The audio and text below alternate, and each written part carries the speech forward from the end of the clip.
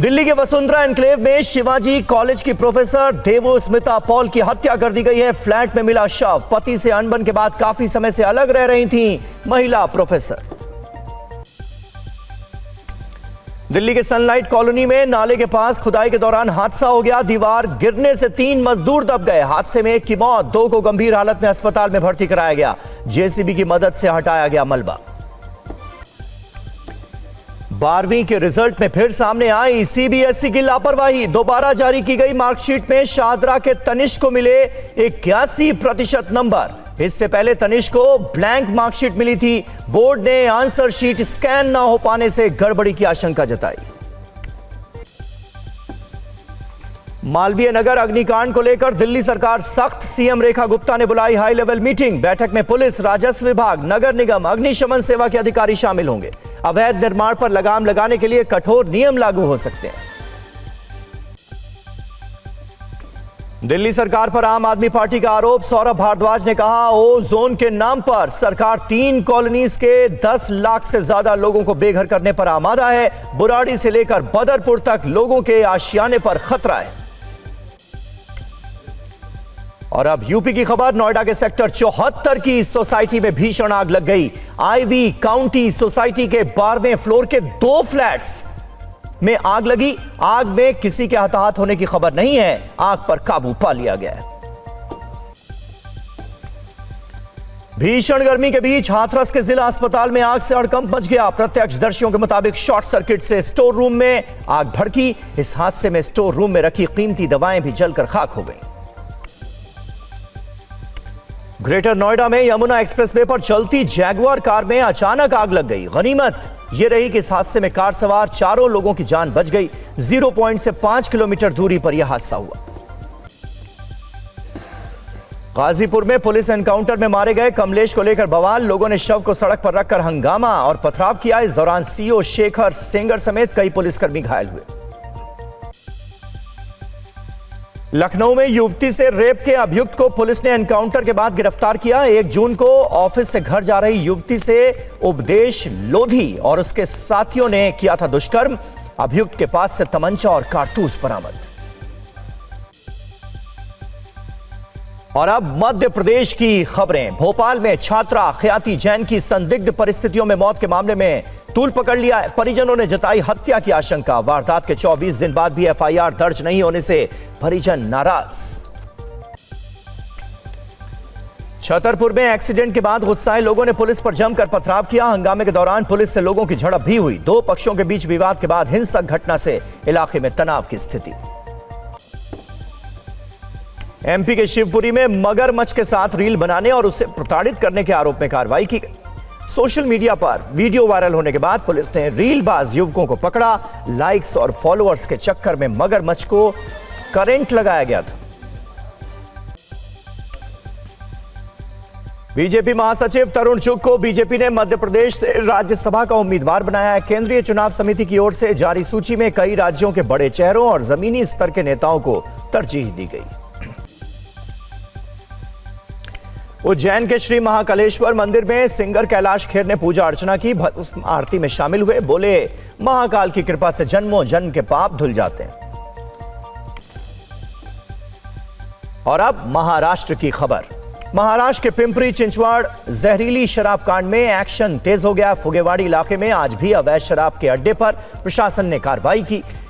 अभियुक्त कर्नैल सिंह के मकान को तोड़ने की कवायद शुरू हो गई। महाराष्ट्र विधान परिषद के स्थानीय प्राधिकारी निर्वाचन क्षेत्रों की 17 सीटों में से 6 सीटों पर निर्विरोध चुने गए उम्मीदवार। अब 18 जून को 11 सीटों पर चुनावी मुकाबला तय है। महायुति और महाविकास अघाड़ी के उम्मीदवारों के बीच मुख्य मुकाबला है। जलगांव रेप मर्डर केस में भुसावल डिस्ट्रिक्ट कोर्ट ने अभियुक्त महेंद्र सीताराम को मौत की सजा सुनाई है। 15 अक्टूबर 2020 को आधी अभियुक्त ने बोरखेड़ा शिवरा में एक नाबालिग लड़की के साथ रेप किया था और फिर भाई बहनों के साथ मिलकर उसकी हत्या कर दी गई थी। मुंबई के होटल रेस्टोरेंट में फायर ब्रिगेड सेफ्टी के नॉर्म्स का पालन नहीं किया गया तो कटेगी बिजली पानी। अब नहीं मिलेगी 120 दिनों की मोहलत।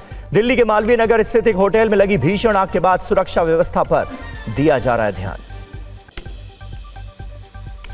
नागपुर में संघ प्रमुख मोहन भागवत ने ईरान जंग पर कहा, स्वार्थ के चलते दुनिया के कई देशों में टकराव हो रहा है। अमेरिका ईरान में जंग की वजह से भारत में तेल की कीमतें बढ़ रही। उन्होंने यह भी कहा कि भारत में दुनिया को नया मार्ग दिखाने की क्षमता है। और अब जम्मू कश्मीर की खबर। जम्मू कश्मीर के श्रीनगर के रैनावारी इलाके में बीती रात भीषण आग लग गई। इस आग में कम से कम 4 मकान जलकर खाक हो गए। फायर ब्रिगेड की टीम ने आग बुझाने में पूरी रात मेहनत की। आग लगने की वजहों का पता नहीं चल पाया। जम्मू के रियासी में फ्लैश फ्लड से बड़ी तबाही मची है। अचानक आई बाढ़ से कई घर क्षतिग्रस्त हुए। इलाके में राहत और बचाव का काम जारी है। प्रशासन ने लोगों के लिए अलर्ट जारी किया। श्रीनगर में आज भी रुक रुक कर बारिश होने की संभावना है। मौसम विभाग ने कई जगहों पर गरज के साथ तेज बारिश का अलर्ट जारी किया है। श्रीनगर में कल भी दिन भर रुक रुक कर बारिश हुई थी। श्रीनगर में बारिश से आसपास के राज्यों का भी मौसम बदल सकता है। जम्मू कश्मीर में आयोजित ओपन इंडिया ताइक्वांडो चैंपियनशिप में पुंछ के 2 खिलाड़ियों ने कमाल का प्रदर्शन करते हुए गोल्ड मेडल अपने नाम किए हैं। खालिदा और वाजिद इकबाल भाटी ने यह कारनामा किया। जम्मू कश्मीर के उपराज्यपाल मनोज सिन्हा ने श्रीनगर में सांस्कृतिक महोत्सव रंगे कश्मीर में हिस्सा लिया। इस कार्यक्रम के जरिए कश्मीरी कला, संगीत और परंपराओं को लोक कलाकारों ने प्रदर्शित किया। फिर सामने आई सीबीएसई की लापरवाही। 12वीं के छात्र को जारी की गई ब्लैंक मार्कशीट। तनिष्क वत्स नाम के छात्र के भविष्य के साथ खिलवाड़ किया गया है। सीबीएसई ने मामले को टालने की कोशिश की। सीबीएसई की लापरवाही से तनिष्क वत्स तनाव में है।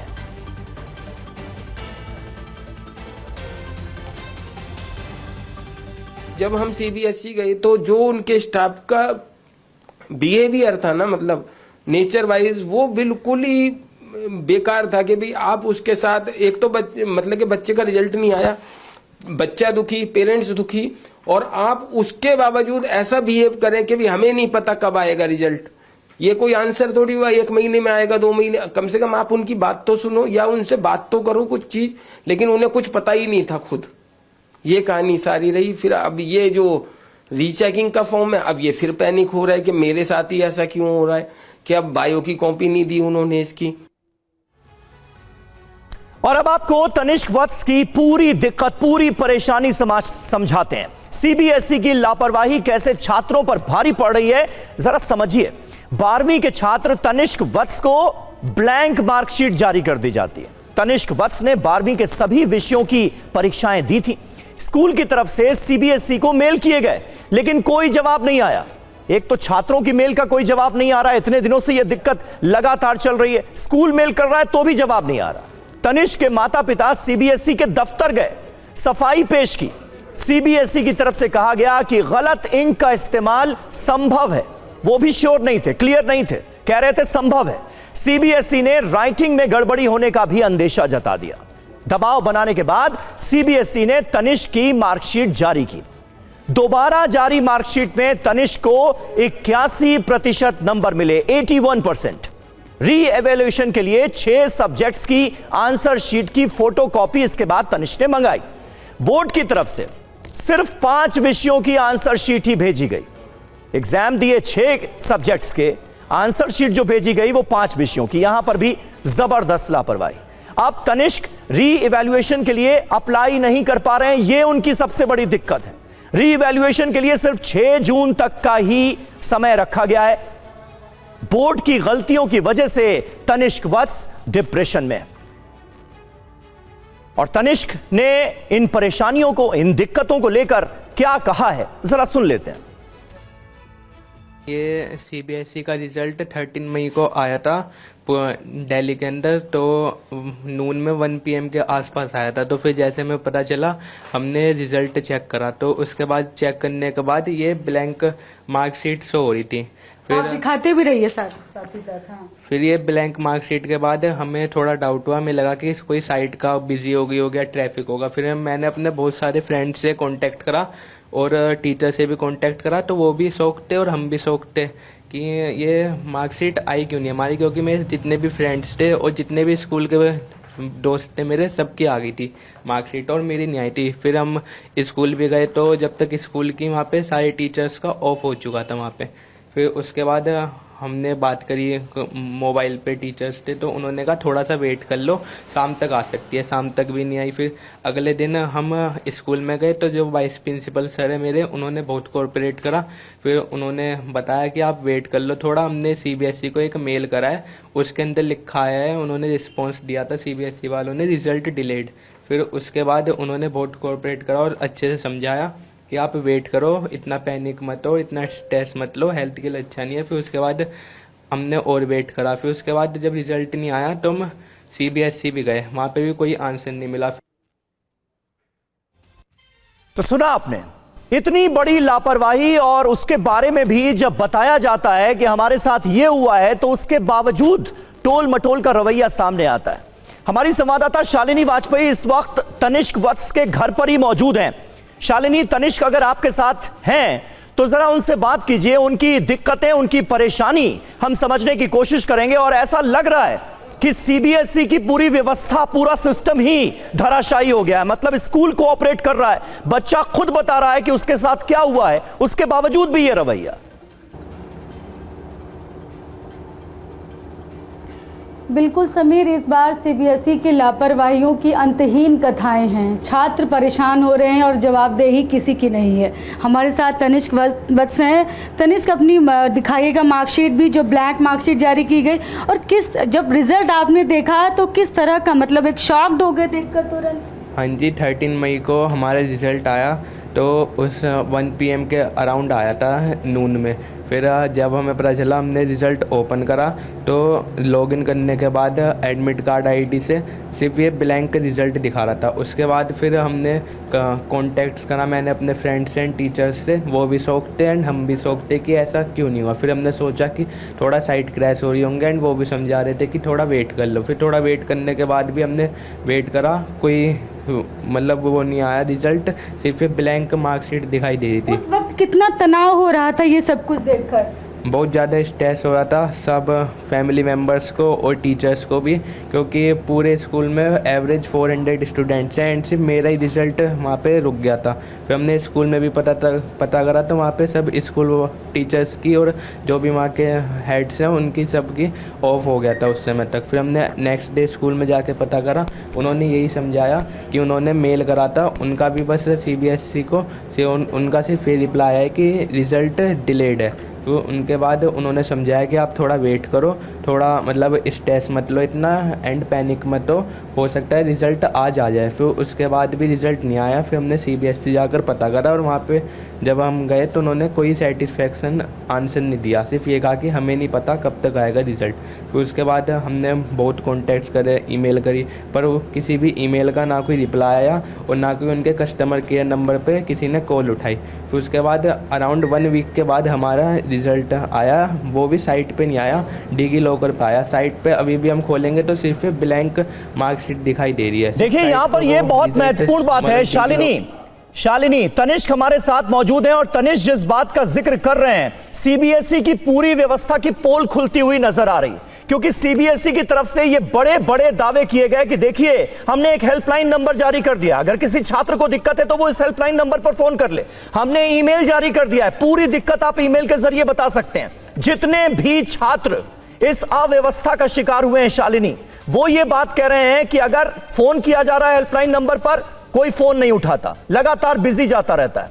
ईमेल किया जाता है तो ईमेल का जवाब नहीं आता, 10-10, 12-12 दिन हो गए और जवाब नहीं आया ईमेल का। तनिष्क के साथ भी वही हुआ। स्कूल कोऑपरेट कर रहा है, बच्चा खुद अपनी शिकायत बता रहा है कि उसके साथ क्या हुआ है, उसके बावजूद भी सीबीएसई का ये टाल मटोल वाला रवैया। सीबीएसई की कोई प्रतिक्रिया मिली है शालिनी इस पर? सीबीएसई की तरफ से अभी कुछ भी नहीं कहा गया है और उनकी तरफ से यही है कि मार्कशीट जारी कर दी गई है। लेकिन अब आगे की स्थिति भी सुनिए, परेशानियां यही कम नहीं हुई। उसके बाद जब उसको लगा कि मेरे कुछ नंबर कम हैं, कुछ संदेह हुआ, तब उसने जो है तनिष्क ने आंसर शीट की फोटोकॉपी मंगाई। उसमें 6 सब्जेक्ट की आंसर शीट की फोटोकॉपी मंगाई थी, लेकिन सिर्फ 5 आए। अब 5 आए तो उसके बाद अब उनको रिवैल्यूएशन के लिए अप्लाई करना, तो वो अप्लाई नहीं कर पा रहे। क्या कह रही है वेबसाइट? वेबसाइट ये कह रही है कि जब तक आप पूरा सब्जेक्ट्स मतलब कि कॉपी नहीं आ जाती आपके पूरे सब्जेक्ट्स की जो आपने भरे हैं उसके अंदर, और जिनकी पेमेंट आपने करी है, तब तक आप रीवैल्यूएशन के लिए या रीचेकिंग के लिए आप अप्लाई नहीं कर सकते। और इसके लिए आपने बात की हेल्पलाइन नंबर पर डेली फ़ोन मिला रहे हैं, कोई जवाब नहीं, कोई उठा ही नहीं रहा, पिकअप ही नहीं हो रहा कॉल वहाँ से। पता नहीं क्या कर रहे हैं ये CBSE वाले। एज अ पेरेंट बहुत मतलब कि स्ट्रेस में हम, तो इस तरीके से ये सिस्टम बिल्कुल बेकार हो चुका है इस टाइम पर। बस नहीं शालिनी, लेकिन अभी तक क्या CBSE की तरफ से इन्हें ये बताया गया है, क्योंकि रीइवैल्यूएशन की जो लास्ट डेट है वो भी बहुत नजदीक आ गई है, ऐसे में रीइवैल्यूएशन कैसे होगा? क्योंकि उसके लिए चाहिए 6 के 6 सब्जेक्ट्स की आंसर शीट। मिली है 5 सब्जेक्ट की, एक आंसर शीट अभी आई ही नहीं है। तो ऐसे में ऑप्शन क्या है? इस छात्र के पास ऑप्शन क्या बचता है? रीवैल्यूएशन तो कराना है। बिल्कुल कोई ऑप्शन नहीं है। एक तरह से लगातार बात कर रहे हैं, लेकिन CBSE की तरफ से कोई भी जवाब नहीं आ रहा। सिर्फ एक दिन है कल आधी रात तक का ही समय है इनके पास, और जिस तरह से पोर्टल चल रहा है उस पर तो ये भी नहीं कह सकते कि जब ये देर सवेर भी कुछ जवाब आया अप्लाई करेंगे तो तुरंत हो पाएगा। नहीं, तुरंत तो मेरे ख्याल से जब अभी हमारे मतलब कि कॉपी नहीं आ रही है और वहाँ पे कोई रेस्पॉन्स ही नहीं मिल रहा, तो उसके वजह से मुझे तो लगता नहीं कि अभी भी ये कॉपी दे पाएंगे जिस सब्जेक्ट्स की हमारी रह गई है, और उसी में इसको डाउट है कि उसमें मेरे नंबर बढ़ेंगे। ठीक है, तो जब वो आएगी नहीं तो हम कहाँ से रीवैल्यूएशन और रीचेकिंग करेंगे? तो मतलब कि बहुत सारे बच्चों को बहुत सारी दिक्कतें आ रही हैं। इस सिस्टम को या तो सुधार करें इसमें, नहीं तो ग्रेस मार्क्स दे के बात ख़त्म करें। बच्चा कितना तनाव में, आप कह रहे हैं आप बच्चे को अकेला नहीं छोड़ रहे हैं आजकल, क्योंकि बच्चा बहुत स्ट्रेस में है। जिस दिन रिजल्ट आया था उस दिन वैसे तो हमारी पूरी फैमिली ही तनाव में थी, और हमारे साथ साथ जो हमारे गली मोहल्ले के जो भी हैं वाकई शालिनी परेशानियों का हम अंदाजा लगा सकते हैं। ऐसा लगता है कि पूरा सिस्टम CBSE का धराशायी हो चुका है, लेकिन छात्रों से, बच्चों से सिर्फ और सिर्फ यही इल्तिजा है कि वो टेंशन ना लें, तनाव बिल्कुल ना लें। ये सिस्टम की समस्या है, आपकी समस्या नहीं है। आपको तनाव लेने की कोई जरूरत नहीं है। बहुत बहुत शुक्रिया शालिनी आपका हमारे साथ जुड़ने के लिए। खबरों में आगे बढ़ेंगे। नोएडा की खबर है। नोएडा की एक सोसाइटी में जिसका नाम है आईवी काउंटी, भीषण आग लग गई। 2 फ्लैट्स में एक साथ भीषण आग लग गई। सेक्टर 74 में आईवी काउंटी सोसाइटी है, और ये देखिए तस्वीरें, 12वें फ्लोर के 2 फ्लैट्स में भीषण आग लगी हुई आपको नजर आएगी। हालांकि ताजा जानकारी आपको बता दें, फायर ब्रिगेड ने इस आग पर काबू पा लिया है, लेकिन आग कितनी भयानक थी ये आप इन तस्वीरों को देखकर अंदाजा लगा सकते हैं। आईवी काउंटी सोसाइटी जो कि नोएडा के सेक्टर 74 में है, 12वें फ्लोर पर 2 फ्लैट्स में सोसाइटी के आग लगी, और देखते ही देखते आग तेजी से ऊपर की तरफ बढ़ने की कोशिश कर रही थी, लेकिन फायर ब्रिगेड कर्मचारियों ने इस आग पर काबू पा लिया है और आग इससे आगे नहीं बढ़ पाई है। किसी के हताहत होने की सूचना फिलहाल नहीं है। तो ये तस्वीरें आपको दिखा रहे हैं। नोएडा में इस तरह के सैकड़ों हजारों अपार्टमेंट्स हैं, ऊंचे ऊंचे अपार्टमेंट्स बने हुए हैं। 27 से 28 मंजिले होते हैं इन अपार्टमेंट्स में। हाल ही में दिल्ली से सटे गाजियाबाद के इंदिरापुरम में एक सोसाइटी में आग लगी थी, और उस वक्त भयंकर लापरवाहियां सामने आई थीं, क्योंकि फायर ब्रिगेड के पास ऐसे उपकरण ही नहीं थे कि ऊपरी माले पर आग बुझाई जा सके। और यहां पर आप देखिए 4 तस्वीरें हम आपको दिखा रहे हैं। फिर आग लगी है सेक्टर 74 की सोसाइटी में, आईवी काउंटी में। 4 तस्वीरें आपके सामने हैं, कितनी भयानक आग थी। 2 फ्लैट्स जो हैं इनमें जबरदस्त नुकसान हुआ है इस आग की वजह से। और एक और बड़ी खबर नोएडा से ही है। नोएडा के सेक्टर 52 में दफ्तर में आग लग गई। शॉर्ट सर्किट से दफ्तर में आग लगी। इन गर्मियों में आग लगने का सिलसिला जगह जगह लगातार जारी है। आग बुझाने में फायर ब्रिगेड की टीम इस वक्त जुटी हुई है। ये तस्वीरें आप देखिए, नोएडा के सेक्टर 52 का ये दफ्तर है जहां पर आग लग गई है, और शुरुआती जानकारी के आधार पर यह कहा जा रहा है कि ये शॉर्ट सर्किट से हुआ हादसा है। 2 तस्वीरें नोएडा की आपके सामने हैं।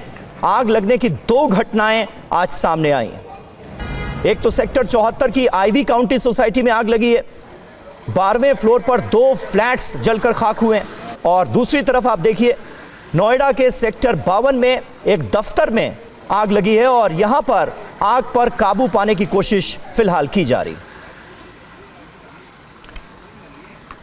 और आइए आपको सीधे लिए चलते हैं नोएडा के सेक्टर 52 में। हमारे सहयोगी विवेक शर्मा इस वक्त हमारे साथ मौजूद हैं। विवेक, क्या ताजा जानकारी मिल रही है? आग लगने की घटनाओं की खबरें लगातार सामने आ रही हैं। आज ही आईवी काउंटी में 2 फ्लैट्स जलकर खाक हुए हैं और अब नोएडा के सेक्टर 52 में एक दफ्तर में आग लगी है। यहां पर क्या आग पर काबू पाया गया? देखिए, सेक्टर 52 की अगर बात की जाए तो सुबह तकरीबन 7:45 बजे के आसपास फायर विभाग को जानकारी मिली थी कि सेक्टर 52 में एक रेस्टोरेंट में आग लग गई है।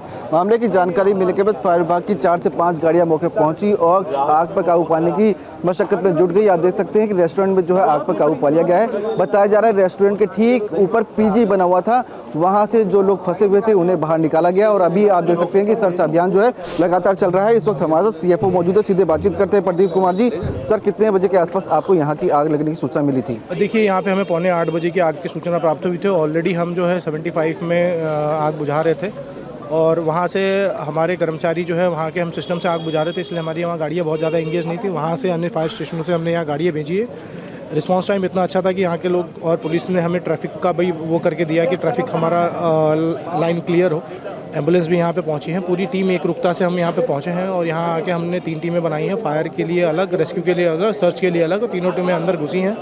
अंदर घुस के जो है हमारे बहादुर कर्मचारियों ने मॉडर्न इक्विपमेंट का इस्तेमाल करते हुए, जैसे कि थर्मल इमेजिंग कैमरा, BS है, ट्रिपल एयर सूट, इनका इस्तेमाल करते हुए हमारे कर्मचारी गए हैं और अंदर से लोग फंसे हुए थे 15 लोग, उनको निकाल दिया है और सुरक्षित जो है। सर, अभी भी दिखाई दे रहा है कि ऊपर सर्च ऑपरेशन चलाया जा रहा है, ताले खोले जा रहे हैं, क्या गेट बंद थे? नहीं, ये देखिए, ये मैम बैंक की हैं, ये अपना बैंक के कर रही हैं। हमने सर्च एंड रेस्क्यू हमने सबका अपना ऑलमोस्ट कंप्लीट कर लिया है। फिर भी हमारी एक टीम अंदर गई है और जो है आग को बुझा दिया। कुछ लोगों को रेस्क्यू करवाया गया? 15 लोगों को रेस्क्यू किया है इसमें, और रिस्पांस टाइम अगर थोड़ा सा भी डिले होता तो नुकसान होता, तो हमारी टीम ने आग को बुझा दी। तो साफ कि आप देख सकते हैं तस्वीर में कि रेस्टोरेंट की आग जो है पूरी तरह से बुझा ली गई है। ऊपर की तरफ पीजी बना हुआ था, वहाँ बताया जा रहा है कि 15 लोग जो है फंसे हुए थे, जिन्हें फायर विभाग की टीम ने रेस्क्यू करवा लिया है और लगातार यहाँ पे सर्च ऑपरेशन जो है वो चलाया जा रहा है। आप देख सकते हैं ऊपर आपको यूपी पुलिस और साथ ही आपको फायर विभाग की टीम जो है वो नजर आएगी और लगातार यहाँ पे आसपास जो है वो बाकायदा बारीकी से निगरानी भी रखी जा रही है। चलिए, ये बहुत बड़ी राहत की बात है क्योंकि ऊपर कुछ लोग फंसे हुए थे और रेस्टोरेंट में भीषण आग लगी थी। 15 लोगों को बचा लिया गया है, रेस्क्यू कर लिया गया है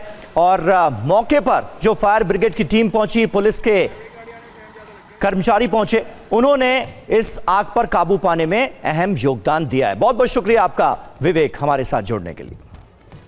तो TV9 भारतवर्ष को फिक्र है, आपकी परवाह है देश की, और इसीलिए इन जानलेवा होटल्स का सच आपके सामने लाना जरूरी है। दिल्ली के मालवीय नगर में लगी आग में 21 लोगों की दर्दनाक मौत हो गई, जिसके बाद होटल्स और पेइंग गेस्ट हाउस की सुरक्षा पर तमाम सवाल उठने लगे हैं। बताया जा रहा है कि दिल्ली समेत पूरे देश में तमाम ऐसे पीजी, होटल्स, इन्स मौजूद हैं जिनके पास सुरक्षा के पर्याप्त इंतजाम नहीं है और लोगों की जान के साथ यहां लगातार खिलवाड़ किया जा रहा है।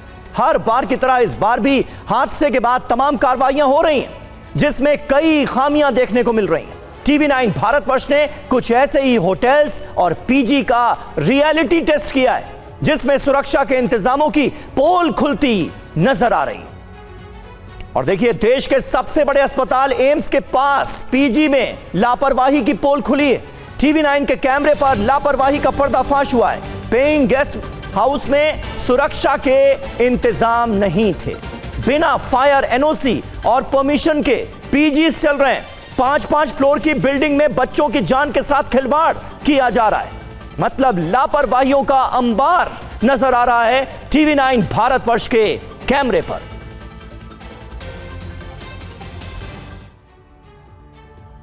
आप सोचिए, यह दिल्ली का हाल है। एम्स से महज 200 से 300 मीटर की दूरी पर यूसुफ सराय इलाके की एक पतली गली में चल रहे पीजी में हमारे संवाददाता जितेंद्र भाटी पहुंचे। उन्होंने वहां पर क्या देखा, आपको दिखाते हैं इस ग्राउंड रिपोर्ट में देखने को क्या मिला है। इस वक्त हम एम्स अस्पताल के बेहद पास गौतम नगर यूसुफ सराय इलाके में हैं और देखिए जिस तरीके से हमने देखा मालवीय नगर में भी बहुत सारे होम स्टेज बने हुए थे, यहाँ पर भी देखिए इस गली के अंदर तो यहाँ पर ही काफ़ी सारे होम स्टेज जो हैं वो बने हुए हैं। आगे की तरफ आप देखेंगे तो तमाम जो होम स्टे है, ऐसा एक होम स्टे जो हम आपको यहाँ पर दिखाते हैं। यहाँ देखिए लिखा हुआ है रूम्स अवेलेबल। अब देखिए कितनी पतली गली है और इसके अंदर ही ये देखिए रिसेप्शन है यहाँ पर। और आपको दिखाएं तो यहाँ देखिए बेसमेंट जो है वो भी आपको नज़र आएगा। नीचे आप दिखाइए मनीष किस तरह से यहाँ बेसमेंट बना हुआ है, और ये भी कई मंजिला इमारत बनी हुई है, और कई जगह हमने देखा था इलेक्ट्रॉनिक लॉक थे, तो देखिए यहाँ पर भी इलेक्ट्रॉनिक लॉक लगा हुआ है, क्योंकि जब इस तरह की घटना होती है आग वाली, और अगर बिजली का शॉर्ट सर्किट होता है तो ये इलेक्ट्रिक लॉक जो हैं वो बंद हो जाते हैं और कोई निकल नहीं पाता। और आप देखेंगे तो ऊपर की तरफ पूरा ये बना हुआ है, और कोई एक ही यहाँ पर एग्ज़िट और एंट्री दोनों के लिए है। रिसेप्शन यहाँ पर बना हुआ है, और यहाँ पर देखिए इस तरीके से चाबियाँ हैं रखी हुई हैं, जो कि कोई आता होगा तो उसको यहाँ पर दिया जाता होगा। लेकिन बड़ी बात यह है कि लापरवाही यहाँ पर भी दिख रही है, और ये एम्स अस्पताल से बेहद करीब है। मसलन अगर जिस तरीके से वहाँ मैक्स के अस्पताल के जो मरीज़ थे उनके तीमारदार रहते थे, तो यहाँ पर भी हम देखें तो आप देखिए यहाँ भी एक बेसमेंट जो है वो बना हुआ है, और ऊपर जो है वो रहने की जगह है। बेसमेंट कितना गहरा है ये भी हम आपको दिखाते हैं। छोटी सी जगह है, अगर यहाँ पर आग लग जाए तो बचना या मदद पहुँचना बेहद मुश्किल होगा। और ये देखिए इस पीजी के बेसमेंट में आपको दिखाते हैं, तो ये देखिए यहाँ पर लकड़ी और या माफ़ करिए पेपर जो है, पेपर यहाँ उसके सामान, ये प्लास्टिक का सामान रखा हुआ है, यानी कि अगर आग लगती है तो बहुत आसान होगा आग को पकड़ना। ये देखिए यहाँ पर भी प्लास्टिक का, पेपर का तमाम सामान जो है वो बेसमेंट में रखा हुआ है, और ऊपर जो है लोगों को रहने के लिए दिया जा रहा है। साफ़ तौर पे बात यह है कि यहाँ पर भी लोगों को जो जान है वो जोखिम में आ सकती है। हालांकि इस घटना के बाद से कुछ लोगों ने बोर्ड ज़रूर हटा लिए हैं, लेकिन लापरवाही बड़ी है। ये देखिए किस तरीके से आप दिखाने की कोशिश करिए मनीष कि यहाँ पर छोटी सी संकरी सी जगह है, उसके अंदर ही ये पीजी बनाया हुआ है, एक ही सीढ़ियाँ हैं और नीचे बेसमेंट भी बनाया हुआ है। और इस तरीके की इस गली में बात करूँ तो काफ़ी सारे होम स्टे और पीजी जो हैं वो बनाए हुए हैं, जो साफ़ तौर पर लोगों के कभी भी मौत के मुँह में धकेल सकते हैं। पेस को देखिए किस तरीके से यहाँ पर जो है सामान रखा हुआ है, ये यहाँ कागज़ का सामान है, और अगर यहाँ पर आग लग जाए तो बड़ा मुश्किल होगा। ये देखिए अब यहाँ लॉबी देखिए, ये 5 मंजिल का बना हुआ है, और ये देखिए छोटी सी लॉबी है, और अगर कुछ घटना घट जाए तो यहाँ निकलना मुश्किल होगा। और कभी 25 कमरे बताए जा रहे हैं ऊपर, और आपको दिखाते हैं ये पूरा 5 मंजिल बना हुआ है। और यहाँ पर एक और आपको लापरवाही दिखाऊँ, किस तरीके से जो बिजली का यहाँ पर बोर्ड है, कंपार्टमेंट है, वो खुला हुआ है। और ये देखिए पूरा ये पीजी जो बना हुआ है बहुत ही संकरा है, छोटी सी जगह है, उसमें 5 मंजिल बना हुआ है। तो तमाम को तस्वीर दिखा रहे हैं कि भले ही मालवीय नगर जैसी घटनाएं बार बार होती है, लेकिन क्या उसका कोई सबक जो है वो लिया जाता है या फिर नहीं। तो ये देखिए पूरा कितना छोटा सा यहाँ पर संकरी गलियां हैं यहाँ पर। तो देख रहे हैं आप कैसे छोटी छोटी संकरी गलियों में ऊंची ऊंची इमारतें बनाई गई हैं, ताकि ज्यादा से ज्यादा कमरे बनाए जा सकें, ज्यादा से ज्यादा बच्चों को उसमें रखा जा सके, ज्यादा से ज्यादा पैसे हासिल किए जा सकें। टीवी 9 के कैमरे पर पीजी संचालक दादागिरी करता नजर आया। संचालक अंकित ने टीवी 9 संवाददाता को धमकाया। संचालक ने दावा किया कि फायर एनओसी चाहिए ही नहीं, पीजी में सिर्फ एक फायर एक्सटिंग्विशर था। फायर एक्सटिंग्विशर रीफिलिंग का बहाना बनाया गया। और आपको दिखाते हैं यूसुफ सराय के इस पीजी संचालक अंकित ने टीवी 9 के कैमरे पर कैसे दादागिरी करने की कोशिश की और तमाम लापरवाहियों पर पर्दा डालता नजर आया। कितने रूम्स हैं यहाँ पे?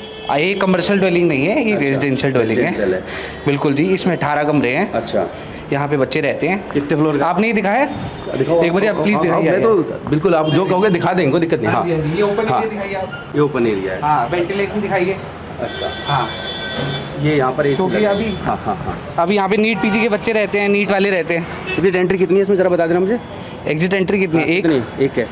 हाँ हाँ, आप समझ पा रहे हो मैं क्या बोलने की कोशिश कर रहा हूँ या तो नहीं समझ रहे हो? मेरा टेस्ट लेना आपको। आप मुझे बताइए, आपके घर में टेनेंट रहते हैं? हाँ, मेरे घर में नहीं रहते। मेरे घर में रहते हैं। अच्छा, हाँ, तो फिर वहाँ पे कितने एंट्री वेरिफिकेशन होता है उनका? कराता हूँ। बिल्कुल, हमने करा रखा है सर, बिल्कुल करा रखा है। आप कह रहे फायर की एनओसी की जरूरत नहीं है? नहीं, रेजिडेंशियल ड्वेलिंग है। हाँ जी, हाँ जी, कोई जरूरत नहीं है। हाँ जी, हाँ जी, रेजिडेंशियल ड्वेलिंग है। और आपको कोई रजिस्ट्रेशन की जरूरत नहीं है?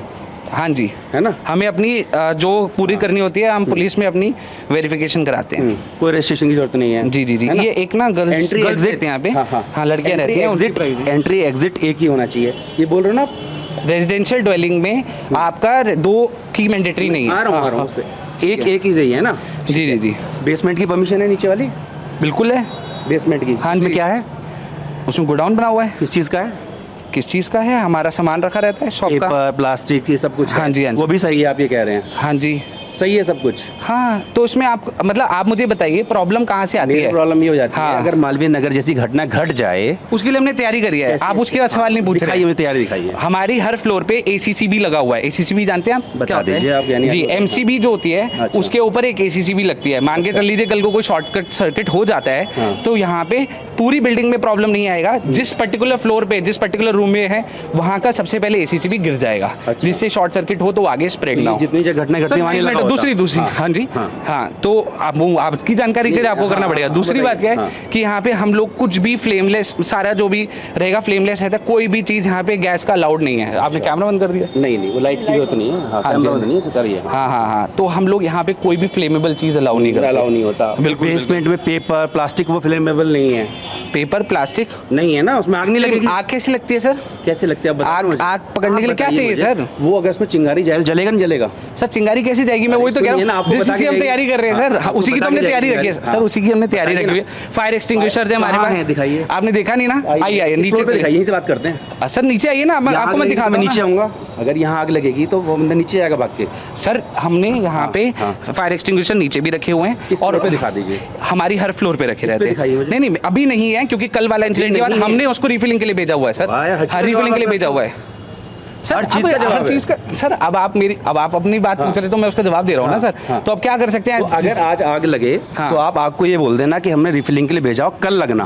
कर सकते हैं सर रिफिलिंग के लिए कभी तो कभी भेजना पड़ेगा या नहीं भेजें? नहीं, पहले उसका रिप्लेसमेंट रखा जाता है तब होता है। सर रिफिलिंग के लिए हमसे जो लेके गए भाई, जब हटाया जाता है दूसरा आ जाता है वहाँ पे। क्यों ले आग लगे? आप मुझे बताइए। यहाँ आग लग जाए तो क्या होगा? आप ये देख रहे हैं यहाँ पे AC सारे बाहर है। ये 5 मंजिल जितने भी जितनी 5 मंजिल नहीं, आपने गिने नहीं है शायद। मंजिल है? कितने? 4 मंजिल हैं, ठीक है। अच्छा। हाँ, उसके बाद मैं आपको बता देता हूँ, यहाँ पे सारे AC जितने भी हैं आपके आउटडोर बाहर रखे रहते हैं। भारी होते हैं आउटडोर, है ना? भारी होते हैं। वहाँ पे जो इंसिडेंट हुआ था वहाँ कहाँ थे? आप बताओ ना, आप गए? हाँ, वहाँ पे आपके स्प्लिट AC नहीं थे। अच्छा। स्प्लिट AC और विंडो AC में फर्क होता है सर। मुझे कुछ नहीं विंडो पता। AC ब्लास्ट होते हैं ना तो दिक्कत हो जाती है ना?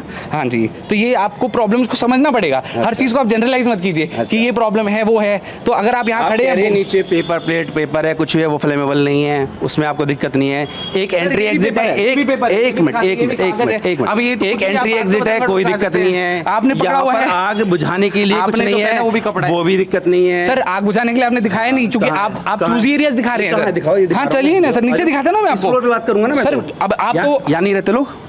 यार कोई नहीं रहता? सर बिल्कुल रहते हैं फिर वो कहाँ जाएंगे? उनकी जान कैसे बचेगी? सर, हम है ना उसके लिए।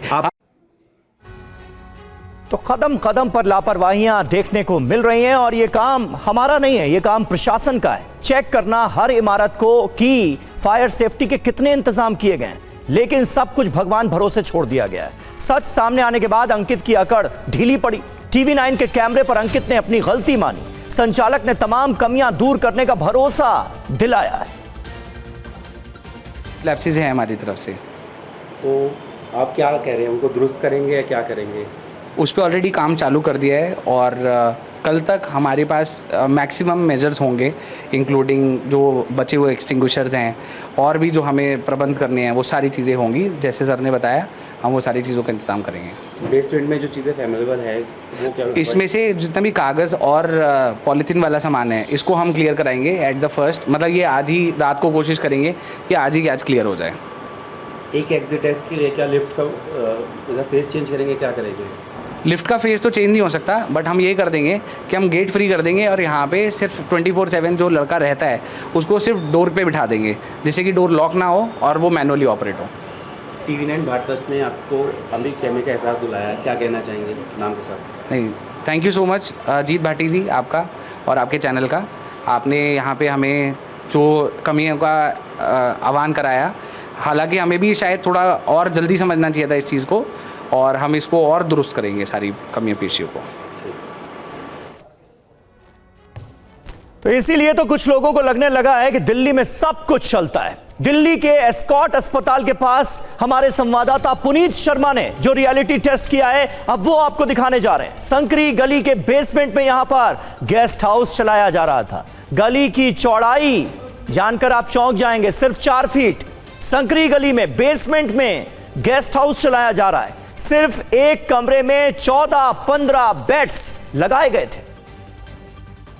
दिल्ली में तमाम ऐसे बड़े अस्पताल हैं जहां पर विदेशों से इलाज कराने लोग आते हैं और उन्हीं अस्पतालों के आसपास वो होटल या फिर लॉज लेकर किराए पर रहते हैं। आप देख सकते हैं साउथ ईस्ट दिल्ली में ये फोर्टिस एस्कॉर्ट हॉस्पिटल है और यहाँ पर भी ज़्यादातर जो अफ्रीकन कंट्रीज़ हैं विदेशों से लोग इलाज कराने आते हैं और इसके ठीक यानी 50 मीटर की दूरी पर अगर आप देखेंगे तो इस तरीके के तमाम जो गेस्ट हाउस बने हुए हैं।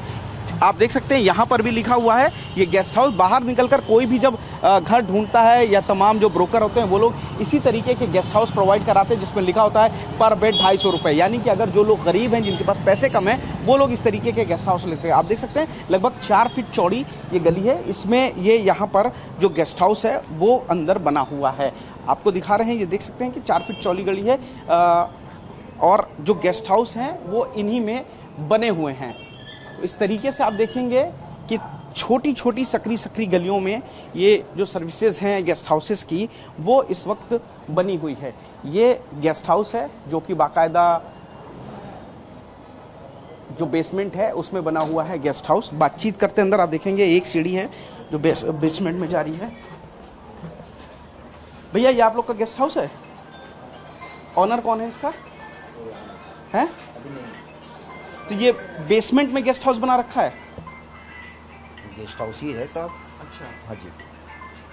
तो ये सर यहाँ पे किस तरीके के लोग आके रुकते हैं जो खासतौर से विदेशों से आते हैं इलाज कराने अस्पताल सामने? किस तरीके? नहीं, कौन रुकता है? यहाँ बस बाहर जाने के पर्पज से जो लेबर वर्कर हैं वो आते हैं। अच्छा, वो लोग रुकते हैं। हाँ जी, हाँ जी। तो किस तरीके का गेस्ट हाउस बना हुआ है एक बार दिखाना चाहेंगे। देख सकते हैं कि आप अंदर एंट्री करते हैं तो ये गेस्ट हाउस बाकायदा बने हुए हैं, अलग अलग तरीके की बेडिंग्स यहाँ पर बनी हुई है, लेकिन आप देखेंगे बेसमेंट में है बाकायदा। ये देखेंगे इस तरीके से ये 250 रुपये में पर बेड की जो सिटिंग है, इसमें कई लोग रहते हैं। आप देखेंगे एक ऊपर नीचे इस तरीके से ये गेस्ट हाउसेस बनाए हुए हैं जहाँ पर लोग आकर के 250 रुपये पर बेड पर डे में रहते हैं। आप देखिए एक रूम में, यानी एक छोटा सा रूम है जो कि बेसमेंट में बना हुआ है, 1 2 3 4 5 6 7 बेड और यानी कि इनको डबल बनाया गया है, यानी कि लगभग 15 लोग तो बस एक साथ। और इसके अलावा इधर दूसरी तरफ भी अगर आप देखेंगे तो इसी तरीके से ये गेस्ट हाउस बने हुए हैं।